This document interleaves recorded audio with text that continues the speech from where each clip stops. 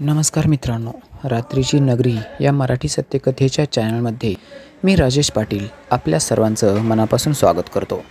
मित्रांनो, आपण सध्या जी कथा ऐकत आहात त्या कथेचं नाव आहे माझ्या आत्याची मुलगी मैना. सदरील कथेचे आत्तापर्यंत आपण आपल्या चॅनलवर 5 भाग ऐकलेले आहेत. आज मी तुमच्यासमोर सदरील कथेचा 6वा थेट भाग सुरुवात करत आहे. 6व्या भागाला आता मी सरळ सुरुवात करत आहे. याच्या अगोदर काय झालं काय नाही हे अजिबात मी रिपिटेशन करणार नाही. मित्रांनो, कथा आवडली तर नक्की लाईक करा.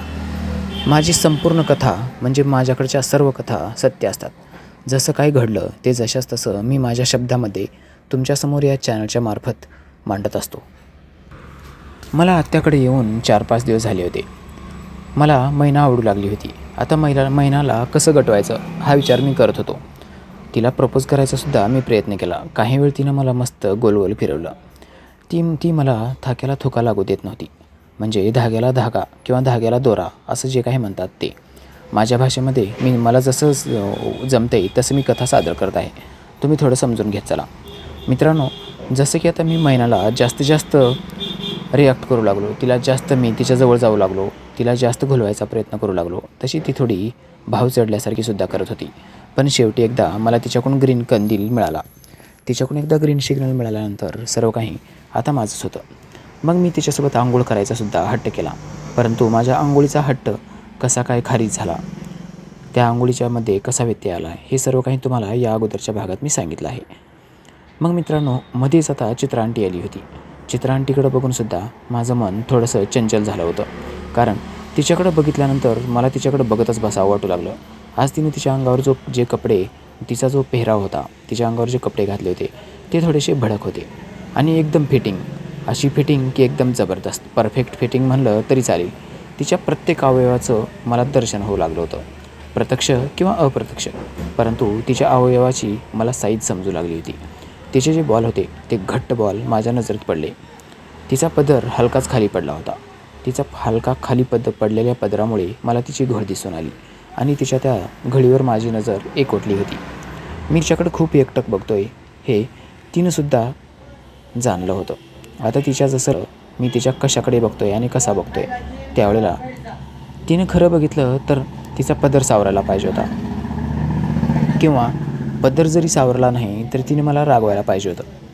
आता मैना तर कपडे घालण्यासाठी आणि तिचे केस, जे ओले केस होते ते केस पुसण्यासाठी ड्रॉइंग रूममध्ये निघून गेली.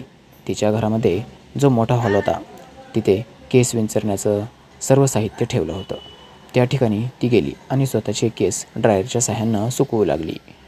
मित्रांनो, आता मी आणि चित्रा आंटी दोघेजणच त्या हॉलमध्ये बसलो होतो, जी की वेटिंग रूम होती. त्या हॉलमध्ये बसून आम्ही दोघे गप्पा गोष्टी करू लागलो होतो. जसं चित्रा आंटी आणि मी बोलू लागलो तसं माझं पूर्ण लक्ष चित्रा आंटीच्या मादक शरीराकडेच होतं. चित्रा आंटी कशी बोलते, तिचे हावभाव कसे आहेत, असं बरंच एक ना अनेक गोष्टी मी टिपत होतो.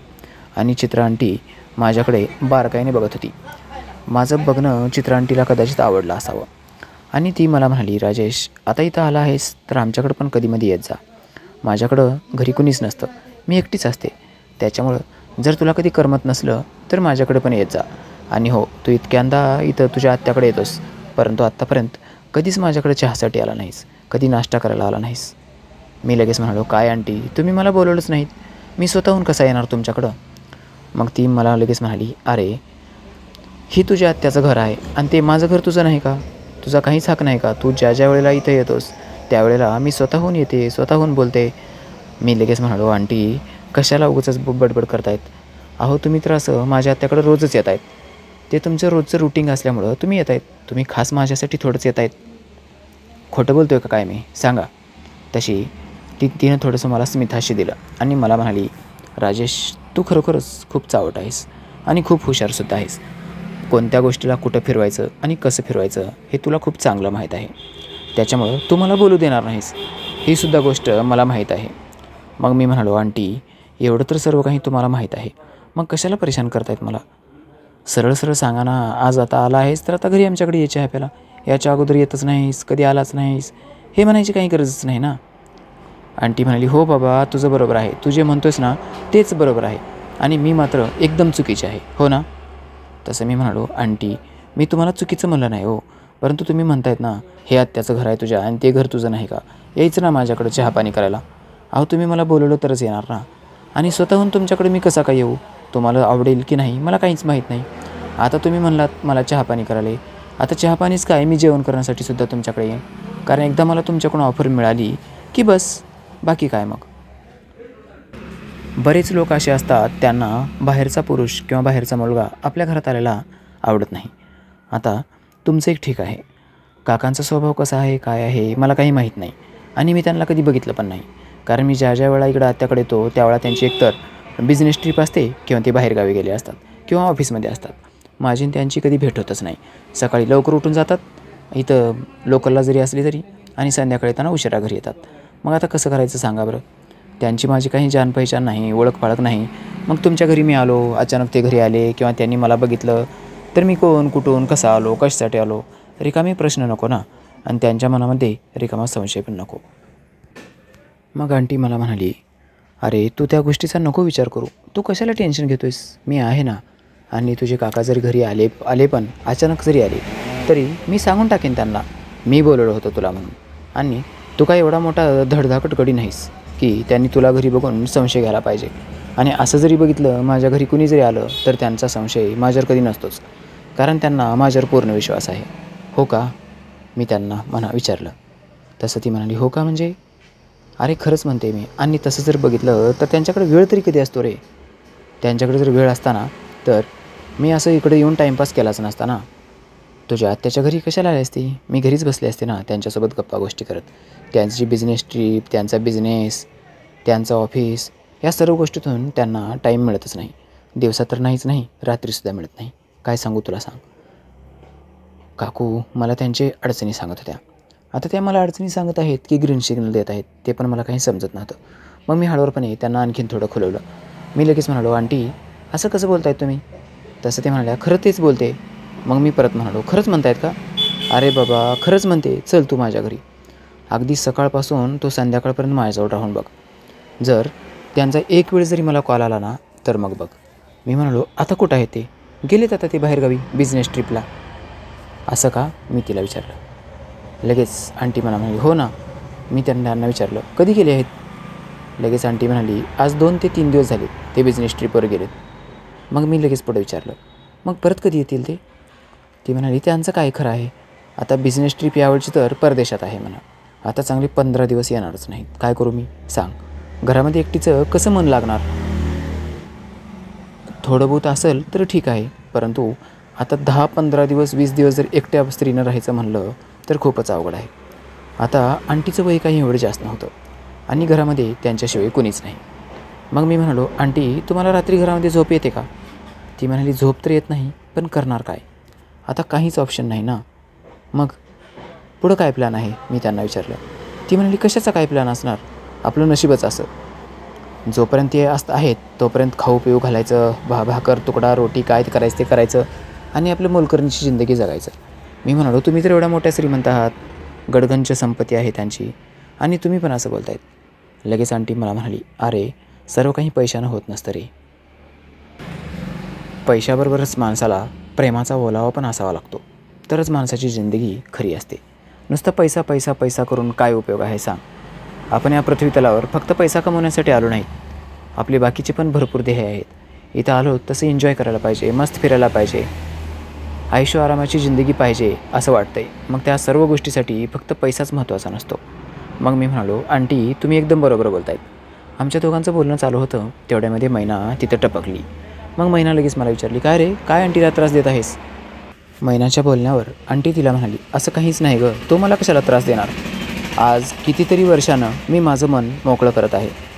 बघ ना, माझं सुखदुःख समजून घेणारं कुणीच नाही. तुझी आई जर घरी असती तर आज तिच्यासोबत थोड्या गप्पा माराव्यात अशा हिशोबाने मी आले होते. परंतु सकाळीच मी त्यांना बघितलं निघून जाताना. रात्रीपासून मला वाटत होतं तुला घरी झोपायला बोलवावं, परंतु आता तुमच्याच घरी पाहुणे आलेत आणि मी तुला आणखीन परत कशाला बोलू, म्हणून मी तुला पण बोलवलं नाही बाई. मग मैना म्हणाली, हो बोलवायचं ना आंटी, आले असते मी. मग लगेच आंटी म्हणाली, नाही बोलवलं, जाऊ दे आता. काय करणार, आज सकाळी तुझ्या घरी यावं, तुझ्या आईसोबत थोडी चर्चा करावी असं मला वाटलं होतं, परंतु तुझी आई पण निघून गेली. आता एकदम उदास वाटत होतं म्हणून तुमच्याकडे आले. जरा राजेशसोबत बोललं आणि जरा मन मोकळं झालं बघ, मस्त वाटायला लागले आता. एकदम मन हलकं हलकं वाटायला लागले. लगेच मैना म्हणाली, राजेशचं व्यक्तिमत्व तसंच आहे. तो ज्याच्याजवळ जातो ना त्याची दुःखं पार तो कायमचीच कमी करून टाकतो. म्हणून तर मला त्याचा स्वभाव खूप आवडतो. मग आंटीसुद्धा म्हणाली, हो बाई, तू जे म्हणतेस ना ते एकदम बरोबर आहे. मला पण अगदी कमी वेळेमध्ये त्यानं खूप माझ्या मनाला धीर दिला आहे. मग ती लगेच मला म्हणाली, चल ना रे घराकडं, मी तुला मस्त कॉफी करून पाजवते. आणि थँक्स हं, तू मला खूप रिलॅक्स केलंच. मी म्हणालो, हो आंटी, तुम्ही म्हणताय ते बरोबर आहे. परंतु आता तर आपण महिन्यानं चहा आणून दिला आहे. आत्ताच आपण चहा पिलो होतो. आता परत आणखीन चहा घ्यायचं का? ती म्हणाली, आता चहा नाही रे, आता कॉफी घ्यायचं आहे. मग मी म्हणालो, बसा इथंच, सांगतो मी महिन्याला कॉफी करायला. परंतु आंटी काही ऐकलीच नाही. ती मला म्हणाली, चल ना तू कशाला निमित्त करतोयस? मग सरळ सरळ सांग ना मला यायचं नाही तुमच्यासोबत म्हणून. नाटक कशाला करतोस? मी म्हणालो, आंटी, नाटक करण्याचा काहीच विषय नाही हो याच्यामध्ये. नाटक कशाला करू मी? जे काय आहे ना ते सरळ सरळ बोलतो आहे. आता झालं आहे चहापाणी म्हणून मी नको म्हणतो आहे. मग ती परत म्हणाली, चल बाई महिना तू पण, आता हा त्रास येणार नाही. आणि खरंच जर बघितलं तर ह्याच्या शब्दामध्ये जादू आहे. हा माणसाला खूप लवकर रिलॅक्स करतो. माणसाला बोलणारे लोक तर भरपूर मिळतात, परंतु ऐकून घेणारं कुणीच मिळत नाही. प्रत्येकाला वाटते आजकाल आपण खूप काही बोलावं, परंतु कुणाकडेच वेळ नाही. तुम्ही थोडंसं काही सांगायला गेलात की पुढचा व्यक्ती त्याच्यापेक्षा जास्त सांगायला सुरुवात करतो, परंतु ऐकून घ्यायला कुणाकडेच वेळ नाही. हीच खंत आहे. मग मैना लगेच म्हणाली, आंटी, तुम्ही राजेशचा स्वभाव, तो बोलतो कमी आणि ऐकतो जास्त. आंटी लगेच म्हणाली, हो ना, म्हणून तर त्यानं मला वेडी करून टाकलं बघ. अवघ्या काही क्षणामध्येच त्यानं कसली तरी जादू केली माझ्यावर आणि हसू लागली मोठ्यानं. मग लगेच मैना म्हणाली, हो, तो खूप मोठा जादूगर आहे, असे म्हणून मैना पण हसू लागली. मग लगेच मी म्हणालो, मी का तुमच्यावर करणी भावनामती केली काय, असं म्हणून मी सुद्धा हसू लागलो. मग ती लगेच म्हणाली, नाही रे, तुझ्याकडं काहीतरी ते कस्तुरी मृगजळ असं काहीतरी म्हणतात ना, तशी काहीतरी विद्या आहे का काय? सांग, असेल तर आम्हाला पण सांग. मग लगेच मैना म्हणाली, ती मोहिनी विद्या वगैरे काहीतरी असते बघ, तसं तुला काही येते का रे? कारण जी गोष्ट मी तुला 2 दिवसांना सांगणार असते ती तुला मी लगेच सांगून टाकते. तुझ्याकडं नक्कीच कसली तरी जादू आहे बाबा. मग मी हसू लागलो आणि म्हणालो, आता उगं नका झाडावर चढू, चला आंटी, मला मस्त गरम गरम कॉफी करून पाजवा. आतापर्यंत मी तुमच्या हातची कधी कॉफी पिलीच नाही. आता तुम्ही जर मला मस्त कॉफी पाजवलीत ना, तुम्हाला मी आणखीन तुमचा माइंड रिलॅक्स करून देतो. चला, नाही टेन्शन घ्यायचं आपण कशाला. जे चालतं आहे ना ते ठीक आहे म्हणायचं, विचारच करायचा नाही कशाचा. जे काही होतं आहे ते चांगल्यासाठीच.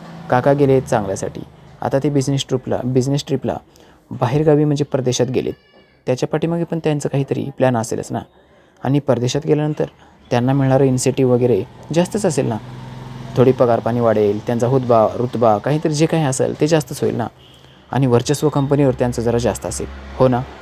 आंटी म्हणाली, हो, मी लग्न झाल्यापासून तेच ऐकत आली आहे. आणि म्हणून तर आता लग्नाला चांगली 5 वर्ष झालीत आमच्या. आत्तापर्यंत आमच्या घरात पाळणा हल्ला नाही. मी म्हणालो, का नाही हल्ला पाळणा?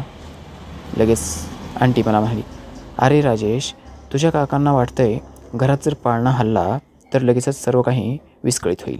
त्यांना ऑफिसची ट्रिप सोडावे लागतील, ऑफिसचं काम काही दिवसासाठी बंद करावं लागेल, घरामध्ये वेळ द्यावा लागेल आणि त्यांचं काम एकदा विस्कळीत झालं की मग खूप अवघड होईल.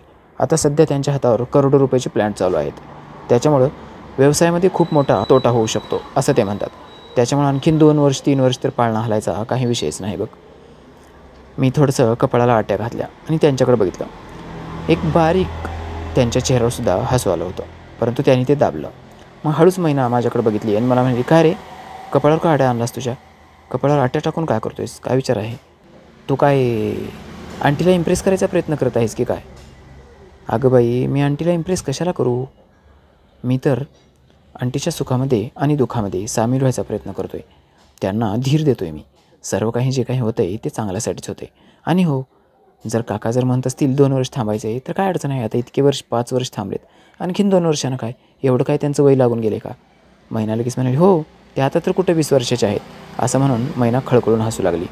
मग लगेचच आंटी लगेच तिला म्हणाली, का गं, माझी थट्टा करतेस का? अगं, मी चांगली 25 वर्षाची आहे. तुम्हाला वाटते मी 30-35 वर्षाची असेल, हो ना. आता मात्र मी थोडा थक्क झालो आणि म्हणालो, काय म्हणतायत आंटी? अहो, तुम्ही फक्त 25 वर्षाचे आहात. ती म्हणाली, हो, मी 19 वर्षाची असताना लग्न झालं. 5 वर्ष तर आमच्या लग्नाला झाली ना, 24-25 वर्ष. परंतु हे मनावरचं टेन्शन, लोकांचे हेड्याक, डोक्याला येणारा सगळ्या गोष्टीकडे बघितलं की मी जास्त वयस्कर वाटते, हो ना. मी म्हणालो, हो आंटी, बरोबर आहे. मला पण वाटलं होतं तुमचं वय जास्त असेल, परंतु तुमच्या पाठीमागे असलेल्या व्यापामुळेच हे सर्व काही होतं आहे. तुमच्या चेहऱ्यावर गुड्या पडत आहेत. ते सर्व काही फक्त तुमच्या डोक्यात असलेल्या टेन्शनमुळं. तुम्ही आता इथून कसलंच टेन्शन घ्यायचं नाही बघा. एकदम रिलॅक्स, मस्त राहायचं, अगदी शिस्तीत राहायचं आणि मस्तीत जगायचं. कोणाचा कसलाच विचार करायचा नाही. आणि मी आहेच ना तुम्हाला सपोर्ट करायला. काही कमी जास्ती वाटलं, तुम्हाला करमत नसलं की बिनधास्त मला कॉल लावायचा आणि घंटानुघंटे बोलत बसायचं. जमेल ना? आंटी म्हणाली, हो. मग मैना म्हणाली, हो राजेसाहेब, जमल, हो जमते हसू लागली. मग आंटी पण हसली आणि लगेच म्हणाली, का गं, तू आमच्या दोघांच्या मैत्रीवर जळायला लागलीस की काय? लगेच मैना म्हणाली, मी कशाला जुळू बाई तुमच्या मैत्रिणीवर. मग लगेच आंटी म्हणाली, मैत्रिणी नाही, मैत्री म्हण, मैत्री. मग परत ती हसू लागली. मी सुद्धा त्यांच्या दोघींमध्ये मिसळलो आणि आम्ही आता हळूहळू आंटीच्या घराकडं कॉफी पिण्यासाठी निघालो. मित्रांनो, पुढं काय घडलं कथेच्या पुढच्या भागामध्ये. Bye bye. कथेला लाईक करा, चॅनलला सबस्क्राईब करा. भेटूया कथेच्या पुढील भागामध्ये.